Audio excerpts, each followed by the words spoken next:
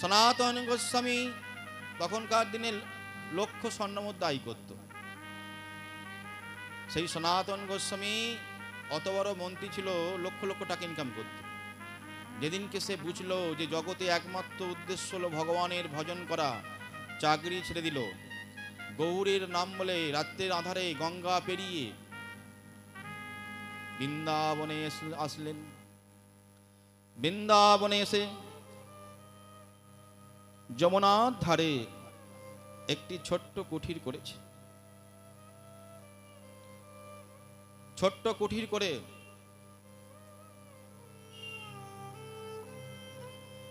কিরকম কুঠির করেছে না, খড় কুটো দিয়ে ছোট্ট একটা কুঠির করেছে।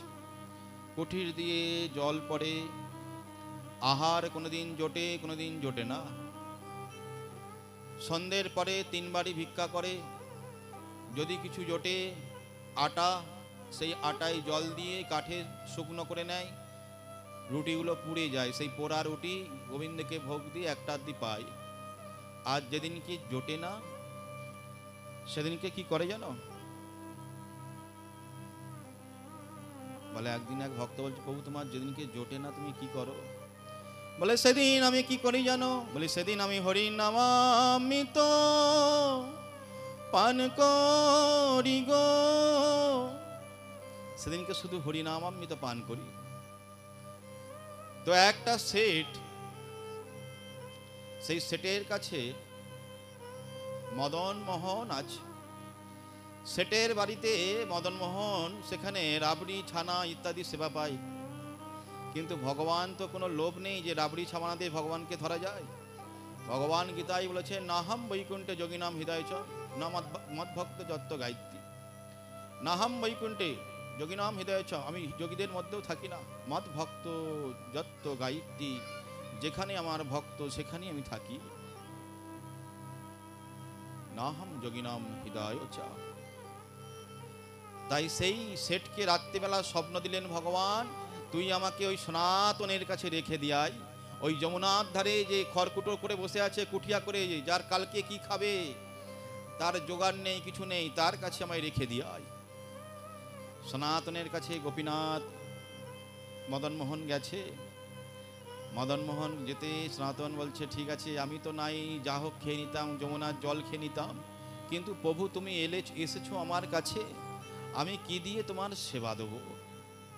আমি তো দিন ভিখারি, তোমার নাম করে থাকি, আর সন্ধ্যের পরে 2 বারই ভিক্ষা করি, 1 মুঠো করে আটা পাই, তাতে যমুনার জল পাইল করি, নুনও থাকে না, ওই একটু আগুনে সেঁকে নিই, রুটিগুলো পুড়ে যায়, সেটা কোনোদিন খাই, আর কোনোদিন জোটে না, যমুনার জল পান করি, আর দিন রাত আমি তোমার নাম করে হরিনাম করি, আর দিব্য আনন্দের মধ্যে 2 নয়ন বেয়ে জল বইতে থাকে। এর মধ্যে যে কি আনন্দ আছে তোমরা সংসারী লোক বুঝতে পারবে না।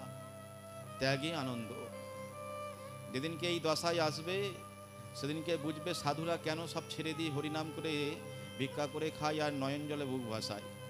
সেই আনন্দের স্বাদ যেদিনকে যদি পেতে চাও একদিন করে দেখবে, বুঝতে পারবে, তখন এই সংসার আর ভালো লাগবে না।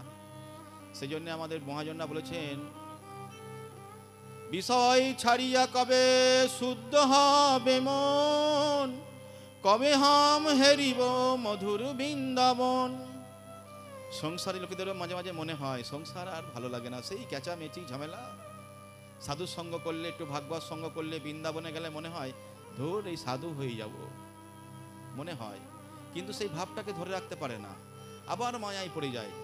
নাতি, ছোট ছোট নাতি, ছোট ছোট নাতনি দাদু ঠাম্মা ঠাম্মা করে আসে, হ্যাঁ, তাদেরকে একটু একটু করে খাওয়াই, বড় মায়ায় পড়ে যায়। আমরা কিন্তু কোনো মায়ায় পড়ি না, আমরা ভালো সবাইকে বাসি, বাচ্চা বলো সবাইকে ভালোবাসি, কিন্তু বন্ধনে আমরা পড়ি না। মনের মধ্যে মনে রাখি না, বেরিয়ে গেলাম সব ভুলে গেলাম, কারণ আমরা সাধু। আর তোমরা মনে রাখো, মনে রাখো মানে তোমরা বন্ধনের মধ্যে আছো, আর বন্ধনের মধ্যে আছো মানে তোমাকে আবার জন্ম নিতে হবে, আবার আসতে হবে। আর আমরা বন্ধনে নেই, সবাইকে সাথে মিশছি, সবাইকে সাথে কথা বলছি, সব জায়গায় যাচ্ছি, কিন্তু কারোর মোহের মধ্যে আমরা পড়ি না। কেন না, যে হরির দাস হবে তাকে এরকম লক্ষ্য হীরার মতো 1000টা লক্ষ্য হীরা এলেও না তাকে বশীভূত করতে পারবে না। হরির দাসকে কেউ বশ করতে পারে না, না নারী বশ করতে পারে, না অর্থ বশ করতে পারে, না লোভ বশ করতে পারে, না মায়া বশ করতে পারে। যারা হরির সচ্চা যারা হরির দাস হবে তাকে কেউ টলাতে পারে না। সেই জন্য প্রকৃত যে হরির দাস তাকে তো ভগবান সেই জন্য এত ভালোবাসে। সনাতন গোস্বামী সেই রকম হরির দাস, সব ত্যাগ করে দিয়েছে। যমুনার ধারে বসে বসে নয়ন জলে বুক ভাসিয়ে কাঁদছে। মদনমোহন সাক্ষাৎ তার কাছে গেছে। একদিন সনাতন গোস্বামী ভিক্ষা করে আটাকে পুড়িয়ে রুটি বানিয়েছে, সেই পোড়া রুটি ভগবান খাচ্ছে। কোথায় সেটের বাড়িতে লাপড়া পোলাও রাজভোগ খেত, সেই সব ছেড়ে ভক্তের কাছে পোড়া রুটি খাচ্ছে। তাই পোড়া রুটির মধ্যে নুনও নাই, লবণও নেই। সনাতন গোস্বামীকে বলছেন, গোপীনাথ সাক্ষাৎ ভগবান মদনমোহন বলছে, ওরে সনাতন, তুই একটু আমার জন্য লবণ আনতে পারবি? ওই আলোনা রুটি ভালো লাগে না। ভগবান কিরকম দেখো, ভগবান বলছে, প্রভু আমি তোমার নাম করব না তোমার এই সমস্ত খাবার জোগাড় করব? তুমি আজকে লবণ চাইবে, আজকে লবণ এনে দেবো, কালকে বলবে ঘি এনে দাও, শুকনো রুটি ভাল লাগছে না ঘি লাগাও, পরশুদিনকে বলবে একটু ছানার ব্যবস্থা করো। এই করতে করতে তো আমার ভজন সাধন সব চৌপাট, আমি আনতে পারবো না। তোমার যদি মনে হয় আমার কাছে থাকতে চাও তাহলে তোমাকে আলোনা রুটি খেতে হবে। ভক্তের কিরকম শাসন দেখো। আর যদি তুমি সুখে থাকতে চাও তাহলে সেটের বাড়িতে আবার ফিরিয়ে যাও। আমি তোমার নামের মধ্যে ডুবতে চাই, তোমার সেবা নিয়ে আমি পড়ে থাকতে চাই না। তোমার জোগাড় তুমি করে নাও। ভগবান দেখলেন ঠিক আছে, আমাকে যখন বলেছে আমার জোগাড় আমাকে করে নিতে হবে। তো যমুনার উপর দিয়ে তখন একটি জাহাজ যাচ্ছিল, নুনের জাহাজ। মদনমোহন কি করেছে, জাহাজটাকে আটকে দিয়েছে, জাহাজ আর যায় না। তখন তো ইলেকট্রিক ছিল না, ওই ছোট ছোট প্রদীপ, মাটির প্রদীপে তেল দিয়ে জ্বালানো হতো, মোমবাতি তখন ওঠেনি। এইবার জাহাজ মোটে যাচ্ছে না, তখন ভগবানই একটা ছোট্ট ছেলে রূপ ধরে জাহাজের যে সদাগর তাকে বলছে, ওইখানে একটা কুঠির আছে, ওখানে সনাতন গোস্বামী বলে এক সাধু আছে, ওর কাছে গেলে না তোমার জাহাজ ছেড়ে যাবে। জাহাজের নাবিক তখন দেখছে দূরে একটা প্রদীপ জ্বলছে, আলো জ্বলছে। সেখানে এসে বলছে, কে সনাতন গোস্বামী আছে? বলছে আমি। বলছে কেন? বলে আরে একটা ছেলে বললো তোমার কাছে এলে নাকি আমার জাহাজ ছেড়ে যাবে। সনাতন গোস্বামী বুঝতে পারছে নিশ্চয়ই ভগবানই এসছে। তখন সনাতন গোস্বামী বলছে, আচ্ছা তোমার জাহাজে কি আছে? বলে নুন। বলে এই দেখেছো, নুনের কথা বলেছি আর ভগবান নিজেই নুনের জোগাড় করছে, জাহাজ ভর্তি। মানে একটুখানি নুন দরকার, একদম জাহাজ ভর্তি নুনের গাড়িকে আটকে দিয়েছে। একটু আগে বললাম না ভগবান সবই পারে, নুনের জাহাজকে আটকে দিয়েছে। বলছে এক্ষুনি তোমার জাহাজ চালু হয়ে যাবে, তুমি এক কাজ করো, 1-2 বস্তা নুন এখানে ফেলে দাও, দেখবে তোমার জাহাজ চলে যাবে। যেই নুনের বস্তা ফেলে দিয়েছে, জাহাজ অটোমেটিক চলতে শুরু করেছে। তখন সেই সেট খুশি হয়ে বলে আমি এখানে মন্দির বানিয়ে দেবো। আজও সেই মন্দির বৃন্দাবনে আছে, যারা বৃন্দাবনে গেছে দেখবেন মদনমোহনের মন্দির, সবচেয়ে প্রাচীন মন্দির মদনমোহনের। সেই মদনমোহনের মন্দির এখনো বৃন্দাবনে আছে, কিন্তু মদনমোহনের বিগ্রহ নাই। মদনমোহনের বিগ্রহ রাজস্থানে আছে। মোগলদের অত্যাচারের সময় মদনমোহনের সেবাই ওই বিগ্রহকে রাজস্থানে নিয়ে চলে যায়। রাজস্থানে এখনো সেই মদনমোহনের বিগ্রহ পূজিত হচ্ছে। বলে ভক্তবৎসল ভগবান শ্রী মদনমোহন কি জয়।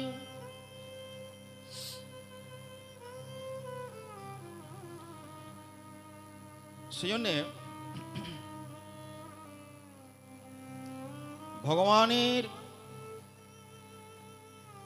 ভগবানকে যদি কেউ দর্শন করে, আনন্দ কিন্তু সবাই পায় না। আনন্দ একমাত্র ভগবানকে দেখে ভক্তরাই পায়। অভক্ত যারা হয় তারা কিন্তু ভগবানকে দেখে আনন্দ পাবে না। ভগবানের পটকে দেখে আনন্দ হবে না, তাদের ভগবানের নাম শুনে আনন্দ লাগবে না।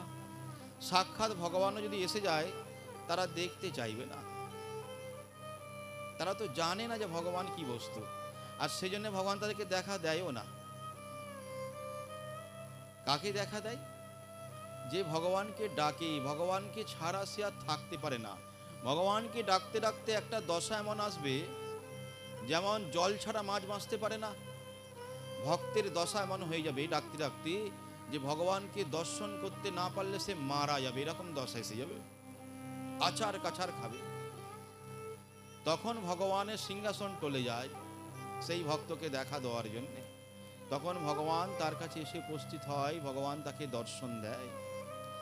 একবার প্রহ্লাদ যখন ভগবানকে দর্শন পেয়েছে, প্রহ্লাদ বলছে, প্রভু আমি একা কেন বৈকুণ্ঠে যাব, আমি সবাইকে বৈকুণ্ঠে নিয়ে যাব।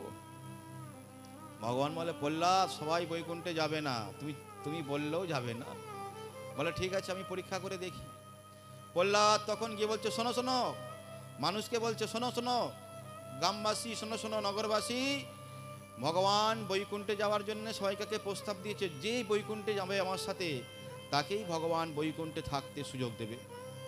চাষিরা বলে, প্রভু বলছে, প্রহ্লাদ যাবো তো বটেই, কিন্তু দেখো সবে ধান রুইছি, ধান গাছগুলো বড় হয়ে যাক, তারপরে ধানটা গোলায় ভরে দেবো, তারপরে নাই তোমার সাথে বৈকুণ্ঠে যাব। তুমি এক কাজ করো, ততক্ষণ ভগবানকে অপেক্ষা করতে বলো। প্রহ্লাদ বলে, তোমার আর হবে না, তোমার এত মায়া, তুমি বৈকুণ্ঠে যাবে এখনো ভাবছো ধানকে গোলায় ভরে তারপরে যাব, তোমার আর হবে না। বলে একটা বৃদ্ধ লোককে দেখতে পেয়েছি, বলে এই বৃদ্ধ লোকটাকে নিয়ে যায়, তো কোনো মায়া নেই, দুদিন পরে মরবে। বলে এই বৃদ্ধ লোকটাকে বলি, বলে শোনো তোমার তো বেশি আয়ু নেই, তুমি তো দুদিন পরে মারা যাবে, ভগবানের বৈকুণ্ঠে যাওয়ার আদেশ হয়েছে, আমার সাথে গেলেই তুমি বৈকুণ্ঠে থাকতে পারবে। বৃদ্ধ বলে, আমি এখন যেতে পারবো না, ভগবানকে কিছুদিন অপেক্ষা করতে বলো, আমার বৌমার বাচ্চা হবে, তো বৌমার আমার নাতির মুখটা দেখব, মুখটা দেখে তারপরে না আমি বৈকুণ্ঠে যাব, ততক্ষণ ভগবানকে একটু অপেক্ষা করতে বলো। বলে তোমার এখনো এই বয়সে মায়া কাটলো না? তখন প্রহ্লাদ বলে, দরকার নেই, মানুষকে আর জিজ্ঞাসা করবো না, আমি বরঞ্চ কোনো পশুকে জিজ্ঞাসা করি, পশুদের বরঞ্চ বুদ্ধি আছে। বলে কাকে জিজ্ঞাসা করো, কাকে জিজ্ঞাসা করো? বলে একটা শুয়ারকে দেখছে, একটা শুয়োরের পাল যাচ্ছে আর ছোট ছোট বাচ্চারা যাচ্ছে, শুয়োর আর শুয়োরই মানে স্বামী স্ত্রী যাচ্ছে। হ্যাঁ, দেখো জগতে প্রত্যেকটা পশু জন্তুও দেখবে লক্ষ্য করে, তারা যে অবস্থায় যেখানে আছে মনে করছে আমি সেখানে সুখেই আছি, দেখবে লক্ষ্য করে। শুয়োর কি খায়? বিষ্ঠা খায়, নোংরার মধ্যে ঘোরে, কিন্তু সেভাবে আমি কত সুখে আছি। তুমি ওই শুয়োরকে একটা ভালো পাথর লাগানো ঘরে এনে রেখে দাও, দেখবে তার ভালো লাগবে না, ছাড়লেই সে গিয়ে আবার নোংরা ঘাঁটবে, কারণ সেই নোংরাটাই তার ঘাঁটতে ভালো লাগে। তেমন কিছু মানুষ এমনও আছে যাদেরকে তুমি যত হরিকথা শোনাও, ভাগবত কথা আসরে নিয়ে যাও, হরিবাসরে নিয়ে যাও, তিলক কেটে দাও, তাদের ভালো লাগবে না। তাদের মনে হয় সন্ধ্যেটা হলে কখন একটু জুয়া খেলবো, একটু নেশা করব। তাদের দশা ঠিক এমন, তারা ভালো জিনিসটা চায় না, অমৃত চায় না, তারা বিষটা খেতে চায়। এইবার শুয়োরকে বলছে, চলো ভাকুরের অনুমতি হচ্ছে, চলো বৈকুণ্ঠে যাই। শুয়োর বলে, শুয়োরই তখন বলছে, ঠাকুর বৈকুণ্ঠে কি বিষ্ঠা পাওয়া যায়? যদি বিষ্ঠা পাওয়া যায় তাহলে আমরা বৈকুণ্ঠে যাব। তাহলে চিন্তা করো, সে বৈকুণ্ঠ জিনিসটা জানেই না, ভাবছে বৈকুণ্ঠে গিয়েও আমি এই নোংরাটা যদি পাই, যে নোংরাগুলো আমরা খাই সেই নোংরাটা যদি আমরা পাই তাহলে বৈকুণ্ঠে আমরা যেতে পারি, নাহলে আমরা যেতে পারবো না। প্রহ্লাদ ফিরে এসে বলল, প্রভু কারো যাওয়ার ইচ্ছা নেই। ভগবান বললেন, দেখলে তোমাকে আমি বলেছিলাম যে বৈকুণ্ঠে কেউ যেতে চায় না। ভগবান কি করে না, ভগবান অহংকারকে নাশ করে দেয়। মহাপ্রভু একবার কি করেছেন, ছোট হরিদাস নামে মহাপ্রভুর দুটো হরিদাস ছিল, একটা বড় হরিদাস যবন হরিদাস, আর একটা ছিল ছোট হরিদাস। ছোট হরিদাস একদিন কি করেছে, মহাপ্রভুর একটা শিষ্যা মেয়ে ছিল, তার নাম ছিল মালতী। হ্যাঁ, মহাপ্রভুর সাড়ে তিনখানা শিষ্য ছিল। কটা? 3.5খানা শিষ্য মহাপ্রভুর ছিল। শিখি মাইতিরই বোন হচ্ছে মালতী, রায় রামানন্দ, স্বরূপ দামোদর, এই 3জন। আর নারী বলে তাকে অর্ধেক ধরা হয়েছে মালতী। এই মালতীর কাছে একদিন ছোট হরিদাস ভিক্ষায় গেছে, বলছে আমাকে একটু ভিক্ষা দাও। সন্ন্যাসী হয়ে ভিক্ষা করেছে নারীর কাছে। এবারে শোনো, খুব মন দিয়ে শুনবে। এবারে নারীর কাছ থেকে যখন ভিক্ষা করেছে, সেই ভিক্ষা দিয়ে যখন গোবিন্দকে সেবা দিয়েছে, সেবা দেওয়ার পরে তার মধ্যে কাম এসে গেছে। মহাপ্রভুকে বলছে, প্রভু আমার মধ্যে কাম এলো, আমি সন্ন্যাসী হয়ে আমার মধ্যে কাম কি করে এলো? সাধুরা কেন সবাইকার হাতে খায় না শুনে রাখো, এখানে এই জায়গাটাই বুঝতে পারবে মধ্যে কাম কেন এলো। মহাপ্রভু বললেন, তুমি কার কাছ থেকে ভিক্ষা করেছো? বললেন, দেখো প্রভু, আমি একটা মেয়ের কাছ থেকে, যুবতী নারীর কাছ থেকে ভিক্ষা নিয়ে এসেছি, সেই ভিক্ষার চাল রান্না করে প্রসাদ করেছি। মহাপ্রভু বললেন, তুমি সন্ন্যাসী হইয়া করো প্রকৃতি সম্ভাষণ, তার বদন আমি দেখিতে না পারি, চলে যাও এখান দিয়ে। ত্যাগ করে দিলেন। মহাপ্রভুর নিয়ম খুব কঠিন। ত্যাগ করে দিলেন, বলে জীবনের দ্বিতীয়বার আমাকে আর মুখ দেখাবে না। তখন সেই ভক্ত কেঁদে বলে, প্রভু তুমি যখন আমায় ত্যাগ করে দিয়েছ, তখন আমি আমার এই দেহ কেমন করে রাখি প্রভু? কেমন করে আমি এই দেহ রাখবো? আমি এই দেহ রাখবো না, আমি এই দেহ রাখবো না। বলে তিনি কি করলেন না, ওই ত্রিবেণী সঙ্গম, যেখানে সমস্ত নদী মোহনা তো মিলিত হয়েছে, সেইখানে গিয়ে তিনি সেখানে আত্মঝাঁপ দিলেন, দিয়ে আত্মহত্যা করলেন। কিন্তু সে সন্ন্যাস ধর্ম থেকে বিচ্যুত হয়নি। তখন তিনি গৌর গৌর বলে ডাকছেন, শয়নে গৌর স্বপনে গৌর, গৌর নয়ন তারা, জীবনে গৌর মরণে গৌর, গৌর গলার হার সই কহনা গৌর কথা। গৌরের নাম আমি আর ধাম, প্রীতি মূরতি দাতা, আমি হিয়ার মাঝারে গৌরাঙ্গ রাখিয়া, বিরলে বসিয়া রব, আমি মনের সাধেতে সে রূপ চাঁদের, নয়নে নয়নে ধব, গৌর বিহনে না বাঁচি পরাণে, গৌর করিলাম সার,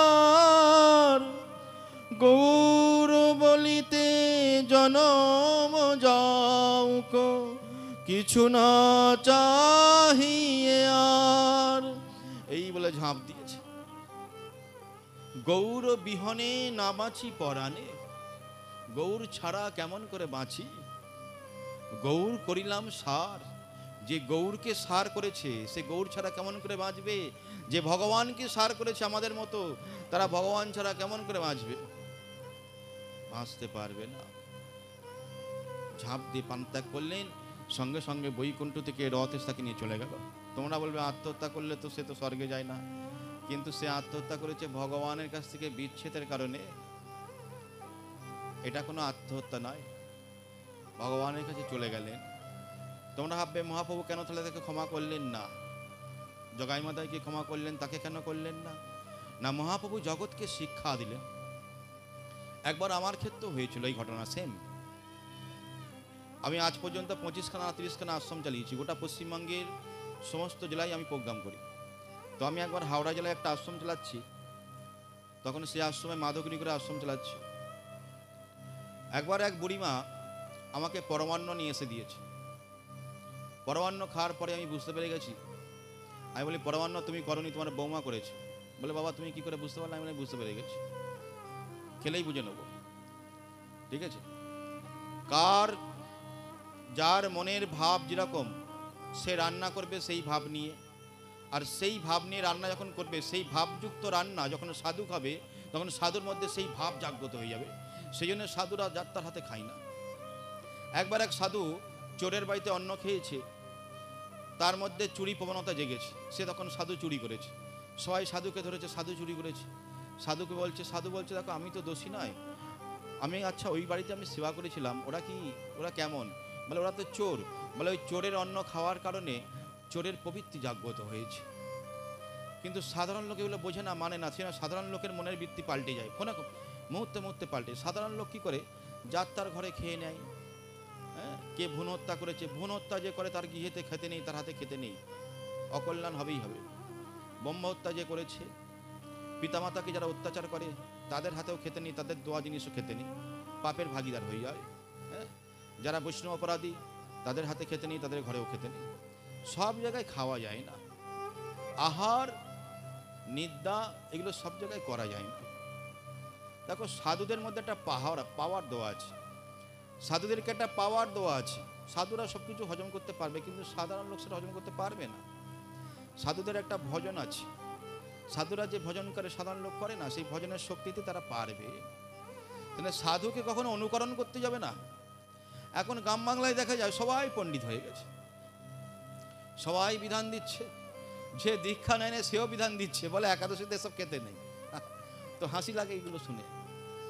আরে তুমি এখনো সেই জায়গায় পৌঁছাতে পারলে, তুমি এখনো গুরু হতে পারলে না, দীক্ষা নিলে না। কত স্তর অতিক্রম করে তবে গুরু হওয়া যায়, কত ডিগ্রি নিয়ে তবে একটা স্কুলের হাই স্কুলের মাস্টার হওয়া যায়। তুমি এখনো পরীক্ষাই দিলে না, পাসই করলে না, তুমি যদি এবারে ছাত্র পড়াতে শুরু করে দাও তাহলে হবে? কতদিন চলবে এই চালাক? তো গ্রামে গঞ্জে যেটা দেখা যায়, সবাই এখন ফোনে কীর্তন শুনে নিচ্ছে, ইউটিউব চালিয়ে, আর সবাই পণ্ডিত হয়ে যাচ্ছে। এবার এক একটা কীর্তনী এক এক রকম পড়ে, কীর্তনীয়ারাও সঠিক শাস্ত্র জানে না, আর্ধেক কীর্তনীয়াই তো শাস্ত্র জানে না, মুখস্থ বিদ্যা কীর্তন করে বলে দেয়। হ্যাঁ, এবার সেইগুলো শুনে তারা ভুল সিদ্ধান্ত দেখায়, সেইগুলো শুনে এবার সেইগুলো নিয়ে তর্ক শুরু করে দেয়, যার ফলে কি হয়, সমাজটা সঠিক সিদ্ধান্তে যায় না। এবার সাধারণ মানুষ বিভ্রান্ত হয়ে যায়। যারা সাধারণ মানুষ তারা হবে ওই বৌদি ওরকম বলছে, ওই কাকিমা এরকম বলছে, এটা করতে হয়। আবার একজন পাঠক এটা বলছে, কারটা শুনবো? শুনে রাখো, সব সময় শুনবে কার কথা? না, সাধু গুরু বৈষ্ণব যেই বিধান দেবে সেই কথা শুনবে। তোমার কাকা জ্যাঠা পাড়ার কোন বউ কোন কাকিমা কোন মাসিমা কি বললো শোনার দরকার নেই, আর শুনলে কিছু কাজও হবে না। তারা বিধান দেওয়ার অধিকারী নয়। অধিকারী কারা? যারা গুরু, যারা বৈষ্ণব সাধু, তারা বিধান দেওয়ার অধিকারী। তাদের বিধান মেনে কাজ করলে তবে সেই কাজ তোমার সিদ্ধি লাভ হবে। কিন্তু যার তার কাছ থেকে শুনে, ভক্ত নয়, বৈষ্ণব হতেই পারেনি, দীক্ষা নেয়নি, এমন লোক বিধান দেবে, কোনো কাজ হবে না। সেনে বিধান শুনতে হয় সাধুদের কাছ থেকে। সাধুর কাছ থেকে জানো, ওই ফোন দেখে শিখে লাভ নেই। ফোনে অনেক কিছু ভুল আছে, এখন তো চ্যানেল সবাই খুলছে, ফোন দেখে শিখতে যাবে না। ফোন দেখে যদি সে কোথাও দীক্ষা নেওয়ার কি দরকার আছে? ফোনেতেই মন্ত্র শুনে নেবে, দীক্ষা হয়ে যাবে। তাহলে খাবার দাবার যখন খাবে, রান্না করার দরকার নেই, ফোন দেখে খেয়ে নেবে, পেট ভরে যাবে। হ্যাঁ কি না? তাহলে রান্না আর করতে হবে না, ফোন দেখে ভালো ভালো রান্না হচ্ছে, ফোনে দেখে নেবে, খাওয়া হয়ে যাবে। তাহলে ওইরকমভাবে হয় না। গুরুর সান্নিধ্যে যেতে হয়, গুরুকরণ করতে হয়, তার কাছে যেতে হয়, তার চরণ ধরে শিখতে হয়, গুরু বাড়িতে মাঝে মাঝে যেতে হয়, গুরুদেবকেও গিয়ে আনতে হয়, একদিন দুদিন করে গুরুদেবকে বৈষ্ণবকে ঘরে রাখতে হয়, তবে তো শেখাবে। গুরুদেব এলো 1 ঘন্টা 1/2 ঘন্টা পুজো করে চলে গেল, তুমি কি শিখলে? শিখতে পারবে না। সেই জন্যে আমাদের চৈতন্য চরিত্রে এটা আছে, মহতের নাহি কোনো কর্মবন্ধন, নিজ কার্য নাই তবু যাই যাত্রার ঘরে।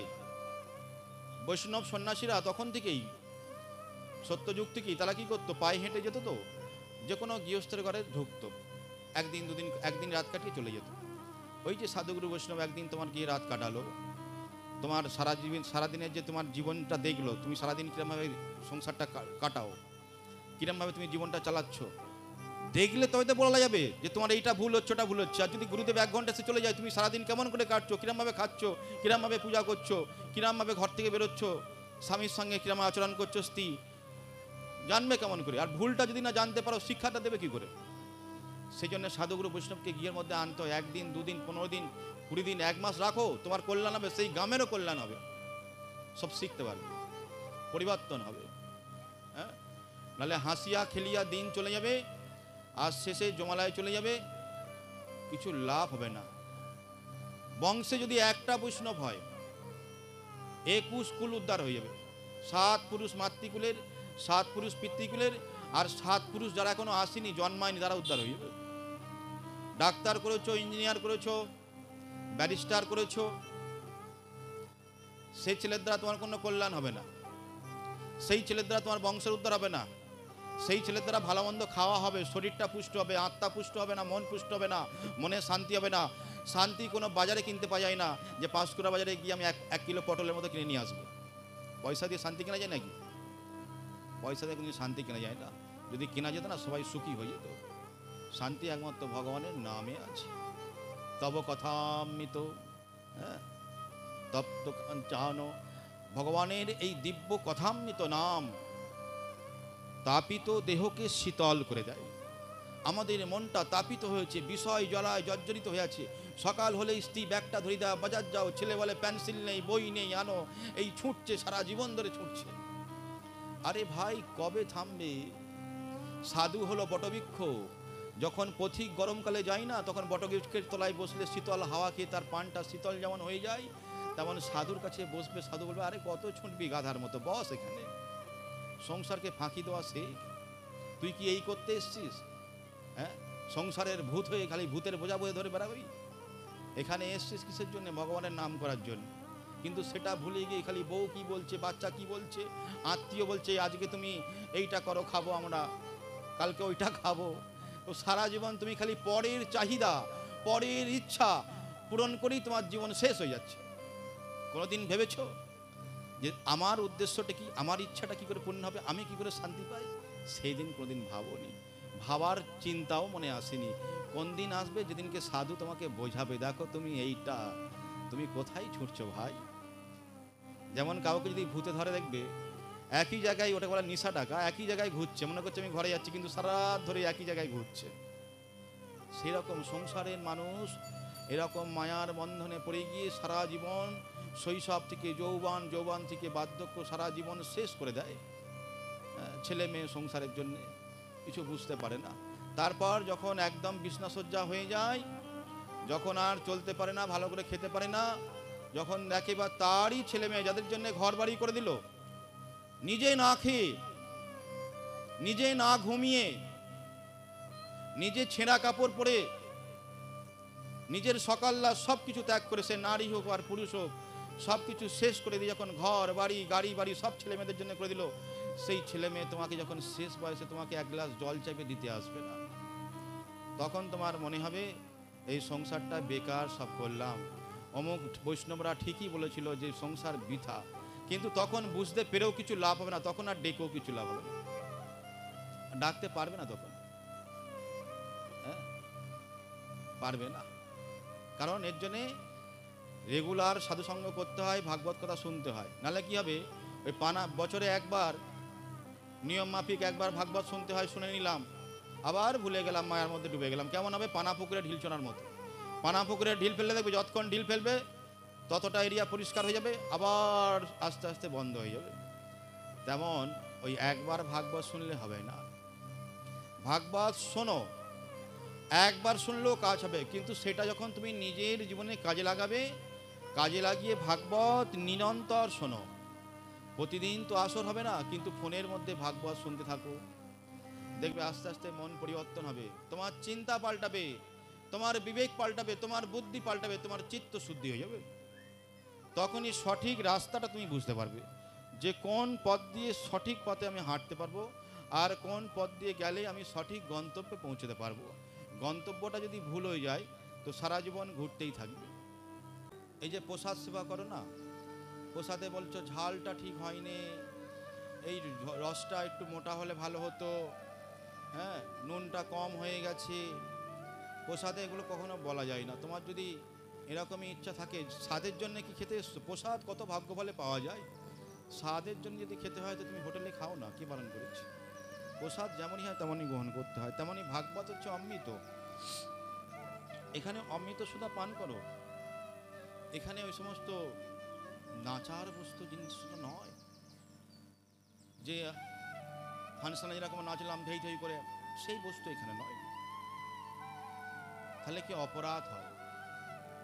কারণ ভাগবত যেখানে হয়, এই আসরটা শুধু তোমরা এসছো তা নয়, ভাগবত আসরে ভগবান নিজে উপস্থিত থাকেন, ভগবানের সাথে ধ্রুব পল্লাতাদি সমস্ত পার্ষদ উপস্থিত থাকেন সূক্ষ্ম শরীরে, হ্যাঁ, আর সেখানে অশ্লীল আচরণে নাচবে, ভগবান অসন্তুষ্ট হবে, আর শুনে কোনো কল্যাণ হবে না।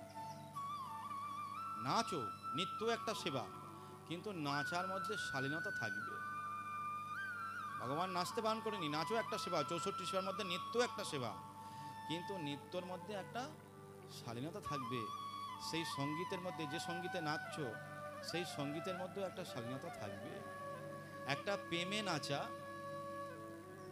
আর একটা আনন্দ ফুর্তি করার জন্য নাচা, দুটোর মধ্যে অনেক তফাৎ আছে।